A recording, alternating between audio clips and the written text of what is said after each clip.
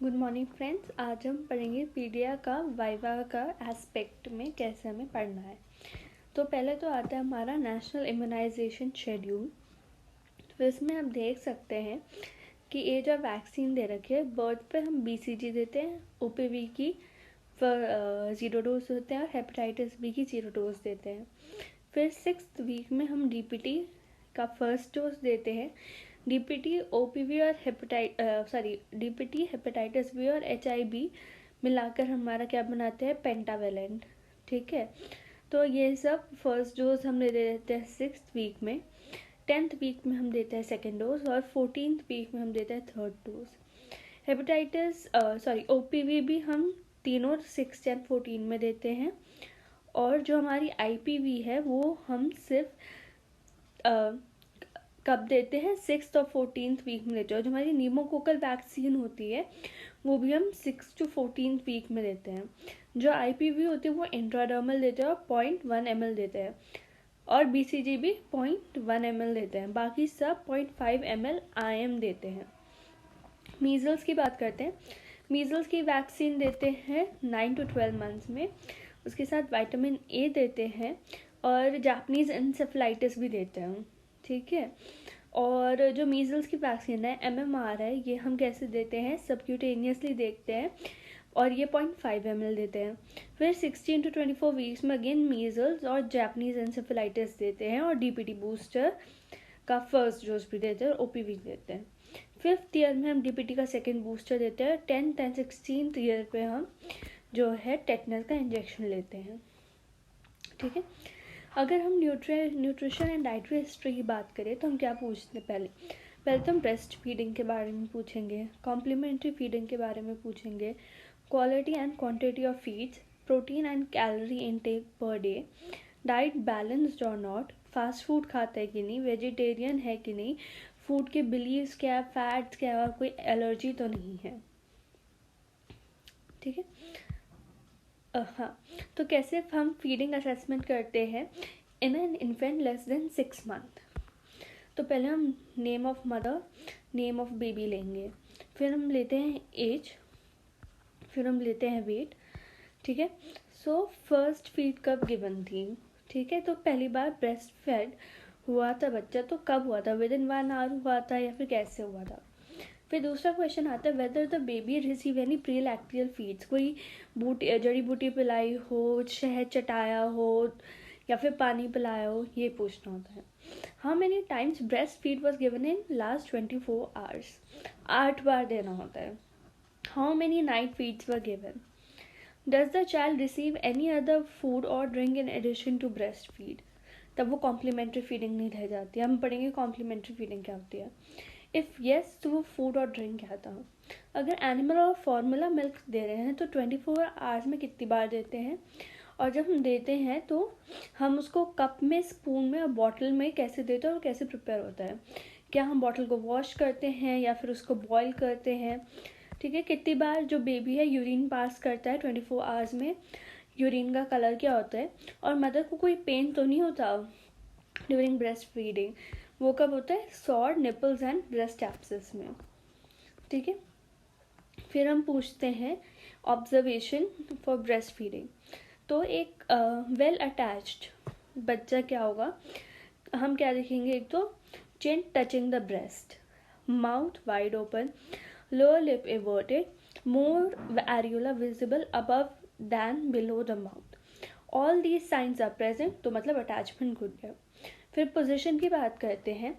If the head of the baby is straight or not, whether the baby is facing the breast with infant's nose opposite her nipple or not, whether the baby is close to mother's body or not, whether baby supporting mother supporting infant body whole or not। अगर इन सबका answer yes है, ठीक है, तो इसका मतलब position भी correct है। Is the infant Suckling enough, तो क्या होता है, स्लो डीप सकल करता है इन्फेंट और पॉजेस ले लेके करता है। So not at all suckling, not sucking effectively या फिर सकलिंग इफेक्टिवली, ऐसे हम ग्रेड करते हैं। If baby is not suckling effectively or mother complains pain during breast feeding, तो बेबी के बाउथ में चेक करना है अल्सर्स के लिए, और मदर के ब्रेस्ट में चेक करना है कि कहीं फ्लैट इन्वर्टेड निपल तो नहीं है, इंगॉज ब्रेस्ट या फिर ब्रेस्ट एब्सेस तो नहीं है। ठीक है, फिर हम आते हैं इस पे infant and young child feeding practices. तो इसमें क्या दे रखा है कि अर्ली इनिशिएशन होना चाहिए ब्रेस्ट फीडिंग का, immediately after birth, preferably within 1 hour। Exclusive breast feeding होनी चाहिए for first 6 months of life. No other food or fluid, not even water allowed. But क्या क्या अलाउ कर सकते हैं? ORS, drops, syrups of vitamin, minerals, medicine when required. Timely introduction करेंगे complementary food का, solid से स्टार्ट करेंगे, semi solid और soft food after the age of 6 months यानी कि 180 days। Continued breast feeding for 2 years और beyond. As appropriate complementary feeding for children from 6 to 23 months while continuing the breastfeeding। तो इन 4 food group में से बच्चे को at least मतलब इन ग्रुप में से एटलीस्ट 4 फूड ग्रुप्स तो बच्चे को मिलने चाहिए। पहला तो हो गया हमारे सीरियल्स, इसमें क्या आता है? Grains, roots, tubers, legumes, nuts. दूसरा हमारा डेयरी प्रोडक्ट्स। थर्ड है फ्लैश फूड जैसे कि मीट, फिश, पोल्ट्री। फोर्थ है एग। फिफ्थ है vitamin A rich fruits and vegetables. Sixth है अदर फ्रूट्स एंड वेजिटेबल्स। ठीक है, मिनिमम कितनी बार हमें फीड करना है? 2 बार फीड करना है एक ब्रेस्ट फेड इन्फेंट में जो 6 से 8 महीने का है। 3 बार करना है एक ब्रेस्ट फेड चिल्ड्रन में जो वो 9 से 23 महीने का है। और 4 बार करना है जब वो नॉन ब्रेस्ट फेड है और 6 to 23 months का है। Active feeding for children during and after illness भी इम्पॉर्टेंट होती है।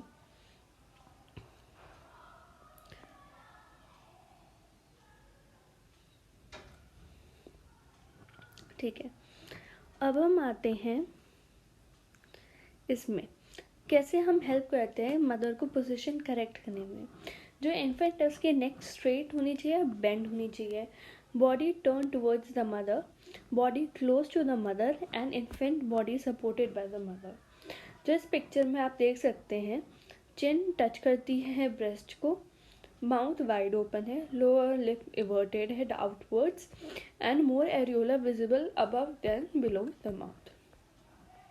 ठीक है, अगर ठीक है, if mother has started supplementary fluids and not giving exclusive breastfeeding, तो ये क्या करेगा? उनका जो मिल्क सिक्रेशन है वो फर्दर कम कर देगा। तो हम क्या कहेंगे कि आप वो फ्लूइड्स शेयर करना बंद कर दो और सिर्फ एक्सक्लूसिवली ब्रेस्ट फीड करो। If mother is giving other food and drinks and using bottle feed, the action of suckling of both nipples is different from that on the breast। bottle nipples अलग होती है breast के nipple से। babies who receive bottle feeds along the breast milk may try to suck on the breast as if they were sucking from the bottle। this results in poor milk supply as nipple suckling does not allow effective blood transfer from breast to the baby। this is known as nipple confusion। the mother should be counseled to stop the bottle or top feed if it is insignificant amount and give breast feeds frequently। The process has to be slower by reducing the frequency of top feeds gradually and more frequent breastfeed if amount is significant। ठीक है, और if a mother is feeding less than 8 times per 24 hour not giving night feeds, it is important to let know the mother कि effective feed stimulus most effective stimulus for milk secretion क्या है? suckling। For maximum milk secretion, she feeds frequently day and night in health and sickness। Night feeding is specially important क्योंकि रात में ज़्यादा milk production होता है and increase need of frequency needs to be emphasized. 8 बार तो देना ही होता है। If mother does not breast fed at all, ठीक है, if the mother is interested, she may start putting baby on breast and then giving other milk by cup and spoon। Advise mother who does not breastfeed at all about choosing correctly appropriate dairy or local animal milk without any dilution। Advise her that feed with cup then the bottle। ठीक है। अगर mother की health थोड़ी ख़राब है तो हम उनको आयरन फोलिक एसिड देते हैं और गुड डाइट देते हैं और नेक्स्ट इम्यूनाइजेशन के बारे में बताते हैं उनको। अब देखिए ये नॉर्मल केस सिनेरियो है। नॉर्मल केस सिनेरियो में क्या है कि फर्स्ट 15 मिनट्स में उन्होंने फीड दे दिया, कोई प्री लैक्टियल फीड नहीं दिया उन्होंने, ठीक है। ब्रेस्ट फेड इन 24 आवर्स 10 बार किया, 8 बार तो करना ही होता, 10 बार किया। नाइट फीड्स 3 बार दी, ठीक है। अदर कोई फूड नहीं दिया, ठीक है। फॉर्मूला मिल्क नहीं दिया, ठीक है। तो हाँ, वॉश भी नहीं किया। अब कितनी बार यूरिन पास किया बेबी ने? 6 to 7 times baby urine pass करता है 24 आवर्स में। कलर ऑफ यूरिन कलरलेस है और कोई पेन नहीं होता, तो इनको कोई फीडिंग प्रॉब्लम नहीं है, तो ये एक नॉर्मल केस है, ठीक है। फिर हम आते हैं न्यूट्रिटिव वैल्यूज़ में। तो एक हमें याद करना होता है Bengal gram, that is 328 kilo calorie. Fat है 5.3, प्रोटीन है 21.6 ग्राम, आयरन है 4.7 एंड कैल्शियम है 55.7 मिलीग्राम। आयरन और कैल्शियम मिलीग्राम में है, ठीक है। फिर हम सोयाबीन देखते हैं और राइस देखते हैं। Soybean is 376 kilo calorie, 19.4 fat, 13.8 gram and 8.2 milligram iron and 195 calcium milligram. फिर हम राइस की बात करते हैं, तो राइस में 355 किलो कैलोरी, फैट्स में 0.5 ग्राम, प्रोटीन में 7.9 ग्राम, आयरन कितना है 0.7 मिलीग्राम और कैल्शियम है 7.5 ग्राम। फिर हम देखते हैं राजमा, जिसको हम क्या कहते हैं, किडनी बीन्स भी कहते हैं। तो ये 296 किलोग्राम है, ठीक है। फैट इसमें 1.7 है, प्रोटीन इसमें 19.5 है, आयरन इनमें 6.1 है और कैल्शियम इसमें 126 मिलीग्राम है। अब इसमें हमें एग याद करना होता है, तो एग का एक रूल होता है 60s का। उसमें क्या होता है कि एक अगर 60 ग्राम का एग है तो उसमें 60 किलो कैलोरीज होंगी, 6 ग्राम प्रोटीन होगा। पर इसमें ना जो एग है, होल एग है, उसका वेट डबल दे रखा है, ठीक है। तो इसमें एक होल एग में 134 किलो कैलोरीज होंगी, फैट 13 होगा, प्रोटीन 30.3 होगा, आयरन 0.5 होगा, 0.6 होगा, 1.6 होगा और कैल्शियम 50.1 मिलीग्राम होगा। फिर हम देखते हैं एज की कितना एनर्जी रिक्वायरमेंट होती है, ठीक है। तो 0 to 6 ईयर में 90 किलो कैलोरी होता है, 6 to 12 में 80 किलो कैलोरी हो जाता है। फिर 1 to 3 ईयर्स में सडन इंक्रीज होता है, आप देख सकते हैं ऑलमोस्ट 1000, फिर 1350, फिर 1700, ठीक है, 7 to 9 ईयर्स में। फिर हम आते हैं 10 to 12 ईयर्स में बॉयज़ को 220 किलो कैलोरी चाहिए होती है, गर्ल्स को 200 किलो कैलोरीज चाहिए होती, 2000, ठीक है। 2200 बॉयज़ में और 200 गर्ल्स में। 13 to 15 ईयर्स में बॉयज़ को 2750 और गर्ल्स को 2350। 16 to 17 ईयर्स में बॉयज़ को 3000 किलो कैलोरीज चाहिए होती है और गर्ल्स को 2500 किलो कैलोरीज चाहिए होती है, ठीक है। फिर ये है फीडिंग प्रैक्टिसेस कैसी हैं अगर बच्चा मोर देन 6 मंथ है। अगेन चाइल्ड का नेम, एज, सेक्स, वेट लिखेंगे, relation to the care giver और द अटेंडेंट। अब देखो क्या क्वेश्चन पूछेंगे, was the child exclusively breast fed? अगर हाँ तो कितने ड्यूरेशन के लिए, अगर नो तो nature and mode of artificial feeding क्या था। Does your child take breast feed now, ठीक है, और कितना लेता है 24 आवर्स में और नाइट में लेता है कि नहीं लेता। कोई दूसरे तरह का मिल्क, अगर वो मिल्क है तो कितना अमाउंट, कितना डाइल्यूटेड और किससे देते हो, कटोरी से, स्पून से या बॉटल से। सेमी सॉलिड फ्रूट कैसे स्टार्ट किया था, ठीक है, at what age it was started, ठीक है। चाइल्ड का ग्रोथ कार्ड अवेलेबल है, तो देखना है कि लाइन कैसी है, प्रेजेंट वेट कैसा है, चाइल्ड मैल नरिश तो नहीं है। ठीक है, तो लास्ट वीक में चाइल्ड ने pulse, dark vegetables, green vegetables, egg, meat, fish, milk products, fruits, fat, sugar ये खाया कि नहीं खाया, कोई डिफ़िकल्टी आई हो। ठीक है, और जो हम 24 आवर रिकॉल मेथड करते हैं वो हम ऐसे करते हैं। मॉर्निंग में कितना खाया, मिड मॉर्निंग, लंच, फिर स्नैक्स, फिर डिनर सोने से पहले, और मिडनाइट स्नैक इफ एनी। ठीक है, तो कितना अमाउंट कंज्यूम किया ग्राम्स में, कैलोरी और प्रोटीन निकालना होता है। ठीक है, फिर हम इस पे आते हैं, characteristics of ideal complementary food. क्या होगा कॉम्प्लीमेंट्री फूड, टाइमली इंट्रोड्यूस्ड होगा जब energy and nutrients exceed that provided by breast milk, complete 6 month. Adequate होना चाहिए energy, protein and micro nutrients like iron, vitamin A and vitamin C.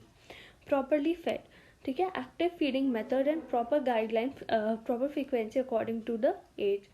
Safe होना चाहिए, hygienically prepared, store and fed. Right consistency होनी चाहिए, कैसा होना चाहिए, soft होना चाहिए, ईजी टू डाइजेस्ट, अफोर्डेबल होना चाहिए, ईजिली प्रिपेयर्ड होना चाहिए, और कल्चरली एक्सेप्टेबल होना चाहिए। Locally available and culturally accepted food होना चाहिए। ठीक है, तो ये नॉर्मल डाइटरी असेसमेंट है, आप देख सकते हैं। 18 महीने का बच्चा है, मदर है care giver, yes he has been breast fed, और how many times is been breast fed in 24 hours, 2 times. Breast fed at night, yes. कोई अदर मिल्क था, मदर डेयरी का मिल्क पिलाते थे, काउ मिल्क पिलाते थे, कटोरी में पिलाते थे। सेमी सॉलिड फूड शुरू किया था 6 मंथ्स में। कार्ड नहीं अवेलेबल है, पर लाइन अच्छी है। बच्चा मैल नरिश नहीं है, क्यों, क्योंकि उसका जो वेट है वो 93 to 3% ऑफ WHO कार्ड के बीच में आ रहा है। पल्सेस डेली खा रहा है, dark green vegetables, egg, meat, fish, fruits daily खा रहे हैं। ठीक है, and any difficulty with child feeding practice is no, so this is a normal. Okay, अब इसमें क्या है कि हम देखेंगे कि फीडिंग रिकमेंडेशंस क्या होती हैं। अगर 6 महीने का बच्चा है तो हम क्या करेंगे, ब्रेस्ट फीड करेंगे बच्चे को as the child wants, day and night करेंगे, एटलीस्ट 8 टाइम्स करेंगे 24 आवर्स में, हम डिस्कस कर चुके हैं। कोई फूड फ्लूइड नहीं देना, इवन वाटर नहीं देना, और continue the breast feeding even if the child is sick. ठीक है, फिर 6 to 12 मंथ्स में क्या है, वही ब्रेस्ट फीड करना जब तक चाइल्ड को जितनी ज़रूरत है। 1 कटोरी सर्विंग देनी है। क्या क्या दे सकते हो, mashed roti, rice, bread, biscuit and sweet and undiluted milk, मीठे पर अनडाइल्यूटेड मिल्क में देना है। फिर क्या और क्या दे सकते हो, mashed roti, rice, bread, mix in thick dal with direct ghee, oil, खिचड़ी दे सकते हो, वेजिटेबल्स दे सकते हो। ठीक है, सिवैयाँ, दाल, हलवा, खीर दे सकते हो, मिल्क में प्रोड्यूस्ड हो। पुरुष दे सकते हो, मैश्ड बॉयल पोटेटोज दे सकते हो, बनाना दे सकते हो, biscuit, chikoo, mango, papaya. 3 times per day अगर वो ब्रेस्ट फेड है, और 5 टाइम पर डे अगर वो ब्रेस्ट फेड नहीं है। Keep the child in your lap and feed with your own hand. Wash your hand and child's hand every time before eating. ठीक है, फिर 12 to 2 मंथ्स में बात करते हैं। उसमें भी एज जितना ब्रीज चाइल्ड को ब्रेस्ट फीडिंग चाहिए उतना दो। ठीक है, फैमिली पॉट में से ही फूड ऑफर करो। ठीक है, एटलीस्ट 1.5 कटोरी सर्विंग्स देनी है। आप क्या दे सकते हैं, मैश्ड रोटी, ब्रेड घी में मिला के, खिचड़ी घी में मिला के, वेजिटेबल्स दे सकते हैं, मैश्ड रोटी दे सकते हैं स्वीट एंड अनडाइल्यूटेड मिल्क में, सेवैयाँ, दाल दे सकते हैं मिल्क में, मैश्ड और फ्राइड पोटैटोज दे सकते हैं, और ये 5 टाइम्स पर डे देना है। इंश्योर कि चाइल्ड पूरा खाना खा रहा है, and wash the child's hand with soap and water every time before feeding. 2 साल से बड़ा बच्चा है तो एटलीस्ट 3 मील्स खानी है। Also twice a day give food between the meals such as banana, biscuits, chikoo, mango, मतलब स्नैक्स देने हैं। ठीक है, ensure the child finishes the feeding, and वही उसको हाथ धोना सही से करना होगा। ठीक है, फिर हम आते हैं acceptable reasons for breast milk substitute. हम ब्रेस्ट मिल्क कब करेंगे, अगर फॉर एग्जांपल जो इन्फेंट है उसको गलैक्टोसीमिया है, मतलब कि उसको गलैक्टोज फ्री डाइट देनी पड़ेगी, या फिर उसको मैपल यूरिन डिजीज़ है, तुम्हें एक ऐसा मिल्क देना होगा जिसमें ल्यूसीन, आइसोल्यूसिन और वेलिन फ्री हो, ठीक है। अगर उसको फिनाइल कीटोन यूरिया तो फिनाइलएनालाइन फ्री फीड देनी पड़ेगी। मैटरनल कंडीशंस क्या होता है, अगर मदर को HSV वायरस का इन्फेक्शन हो, मेडिकेशंस चल रही हो जैसे एंटीसाइकोटिक या साइटोटॉक्सिक ड्रग्स चल रही हो, ठीक है।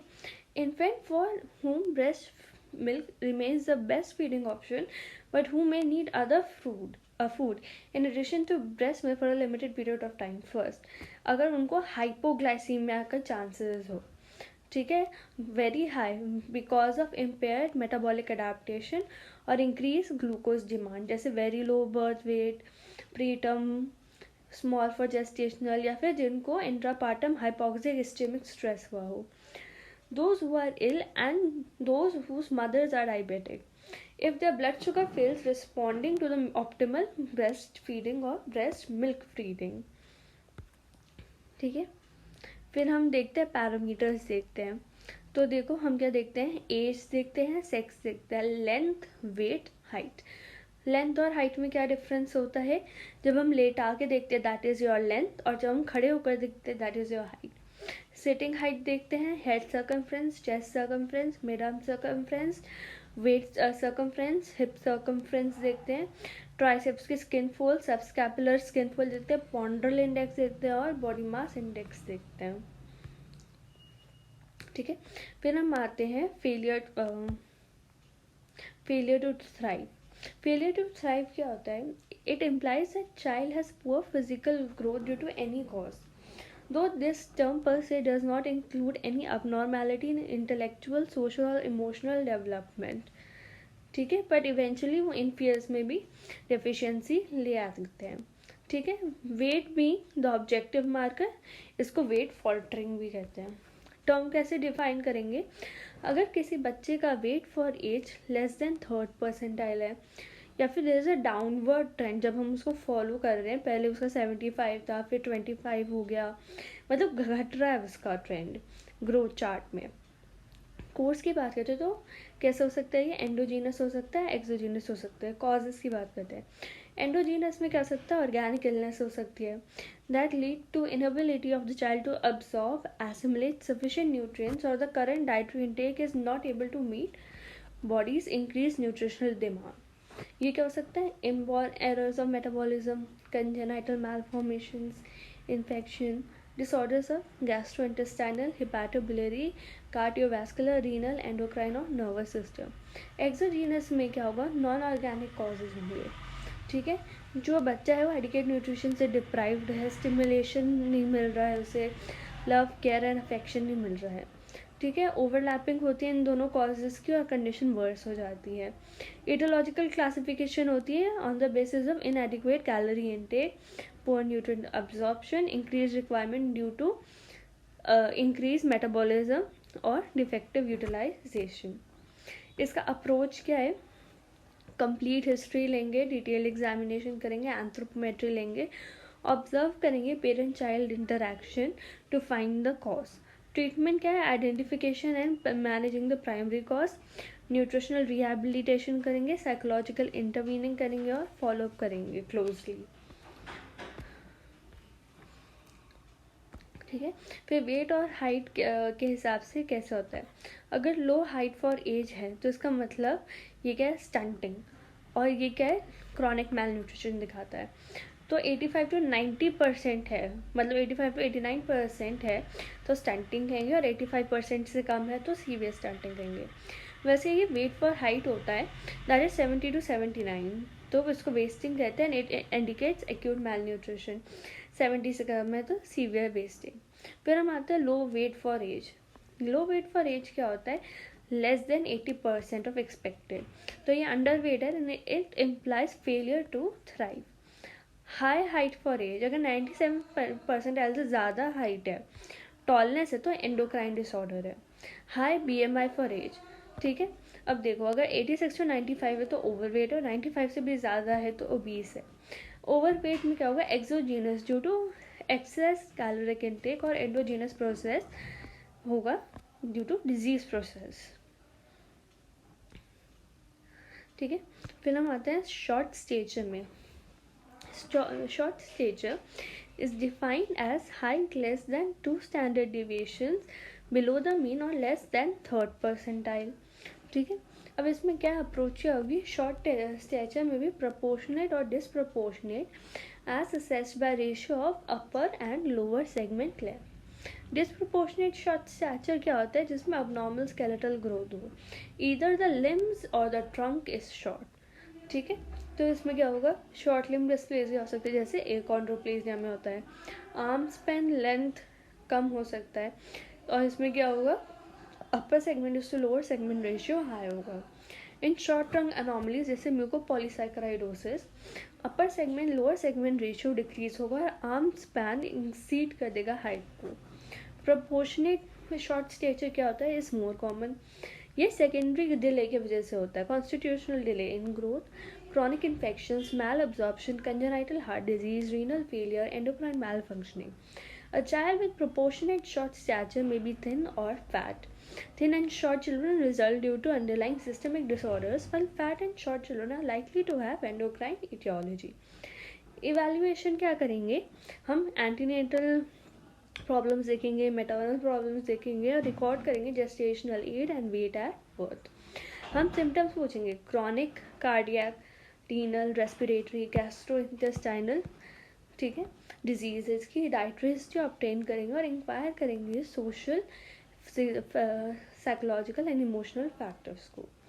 ठीक है। फिर मिड पेरेंटल हाइट क्या होती है, तो हम क्या करेंगे, फादर और मदर की हाइट का एवरेज निकालेंगे, और अगर डॉटर है तो 6.5 सेंटीमीटर माइनस करेंगे और बॉय तो 6.5 सेंटीमीटर ऐड करेंगे। ठीक है। फिर हम टैनर स्टेजिंग पे आते हैं। ओके, टैनर स्टेजिंग होती है ये बताने के लिए कि सेकेंडरी सेक्सुअल कैरेक्टर्स कैसे बन रहे हैं। तो ये गर्ल्स का है, तो गर्ल्स में हम ब्रेस्ट एंड प्यूबिक हेयर देते हैं। स्टेज 1 में क्या होता है कि प्री प्यूबर्टल यानी कि ब्रेस्ट टिश्यू प्रेजेंट नहीं है।